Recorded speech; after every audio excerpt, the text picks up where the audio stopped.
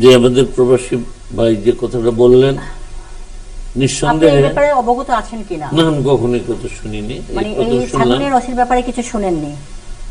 না, আমি খেয়াল আমি একজন সরকারি কর্মকর্তা হয়ে মানে প্রজাতন্ত্রের একজন কর্মচারী, তিনি কাউকে কটাক্ষ করে কথা বলাটা দুর্ভাগ্যজনক।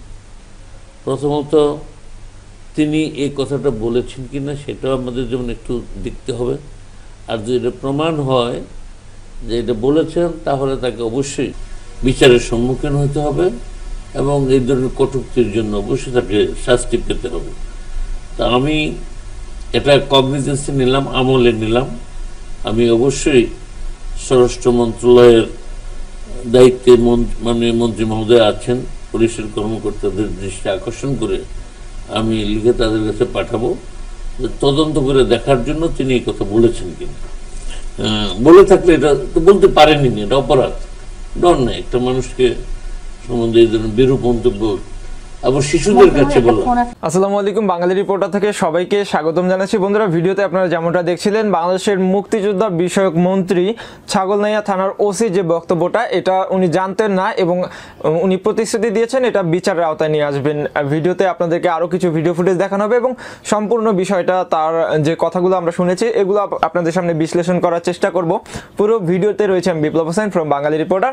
চলুন শুরু করা যাক।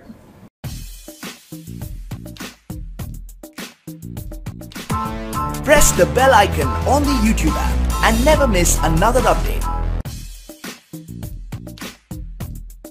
তো বন্ধুরা, আপনারা দেখছিলেন গত কিছুদিন আগ থেকে বাংলাদেশে একটা জিনিস খুবই তোলপাড় শুরু হয়ে গেছে, একটা জিনিস নিয়ে, বাংলাদেশে না সারা বিশ্বে এটা নিয়ে তোলপাড় শুরু হয়ে গেছে। যেহেতু প্রবাসীদের কথা বলা হয়েছিল ভিডিওতে, একজন ছাগলনাইয়া থানার ওসি, যিনি ফেনী জেলার ছাগলনাইয়া থানার ওসি একটা কথা বলেন যে প্রবাসীদেরকে বিয়ে করা যাবে না, তারা মেয়েদেরকে কাজের লোক হিসেবে ট্রিট করে, বিয়ে করে রেখে চলে যায়, হ্যাঁ, তাদের সাথে খুব খারাপ বাজে ব্যবহার করা হয়, এই টাইপের কথাবার্তা বলছিল। এটা নিয়ে প্রবাসী ভাইরা সহ আমরা সকলেই কিন্তু একটা সুষ্ঠু আন্দোলন গড়ে তুলেছিলাম এবং এটা ছিল একটা ভদ্র আন্দোলন আমি বলতে পারি। এখানে কোনো গালিগালাজ বা মারামারি, কাটাকাটি, বিক্ষোভ এই টাইপের কিছু হয়নি। আমরা সোশ্যাল মিডিয়া থেকে নিজের অবস্থান থেকে সবাই কিন্তু আন্দোলন করেছি, যার পরিপ্রেক্ষিতে এটা বাংলাদেশের ঊর্ধ্বতম কর্মকর্তা পর্যন্ত পৌঁছে গেছে। আমি আপনাদেরকে রিকোয়েস্ট করেছিলাম ভিডিওগুলো শেয়ার করার জন্য, শেয়ার করে বাংলাদেশের ঊর্ধ্বতম কর্মকর্তাদের কাছে পৌঁছে দেওয়ার জন্য। আপনারা অনেকেই এতে হেল্প করেছেন, এর জন্য সবাইকে আমি আন্তরিকভাবে ধন্যবাদ জানাবো। কেননা আপনারা শেয়ার করেছেন বিধায়, আপনারা দেখেছেন বিধায় বাংলাদেশের উপর লেভেল পর্যন্ত, প্রধানমন্ত্রী পর্যন্ত, মুক্তিযোদ্ধা মন্ত্রী পর্যন্ত বিষয়টা পৌঁছেছে। তো আপনারা ভিডিও শুরুতে যেমনটা দেখছিলেন যে বাংলাদেশের মুক্তিযোদ্ধা বিষয়ক মন্ত্রী টিভি লাইভে এসে তাকে বিষয়টা জানানো হয় এবং উনি সোশ্যাল মিডিয়ায় হয়তো বা অতটা অ্যাক্টিভ না, যার কারণে উনি জানেন না বিষয়টা। না জানার কারণে ওনাকে অবগত করা হয়েছে এবং উনি স্বরাষ্ট্র মন্ত্রণালয়ে এটা লিখিত অবস্থায় অভিযোগটা পাঠানোর চেষ্টা করবেন এটা বলেছেন এবং এটা আমাদেরকে আশ্বাস দিয়েছেন এবং যদি এটা পাঠায় অবশেষে একটা সঠিক বিচার আমরা পাবো বলে আশা করা যায়। তো আমাদের প্রবাসী যারা রয়েছে, আমি প্রত্যেক ভিডিওতেই যেমনটা বলি যে 1,20,00,000 লোক বাংলাদেশ থেকে প্রবাসী বসবাস করে, অর্থাৎ বাংলাদেশি প্রবাসীর সংখ্যা 1,20,00,000। তো 1,20,00,000 প্রবাসী আমাদের দেশের রেমিটেন্সের বড় একটা জায়গা জুড়ে আছে কিন্তু। তো 1,20,00,000 প্রবাসী মানেই মিনিমাম 1 কোটি পরিবার পরিচালনা করে আমাদের 1,20,00,000 প্রবাসী ভাইরা।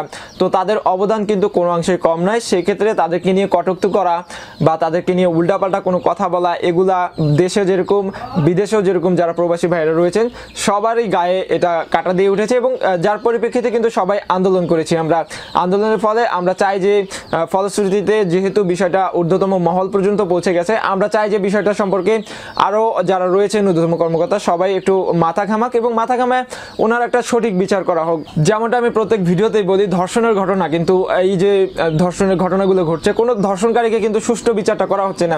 যদি আমরা একটা ধর্ষণকারীর দৃষ্টান্তমূলক শাস্তি দিতে পারতাম তাহলে কিন্তু বাংলাদেশে আর ধর্ষণ হতো না। তেমনি এই যে প্রবাসীদেরকে নিয়ে কটূক্তি করা হচ্ছে, এটার যদি দৃষ্টান্তমূলক শাস্তি না হয় তাহলে কিন্তু পরবর্তীতে দেখা যাবে যে আরও অন্যান্য লোকজন প্রবাসীদেরকে নিয়ে কথা বলছে।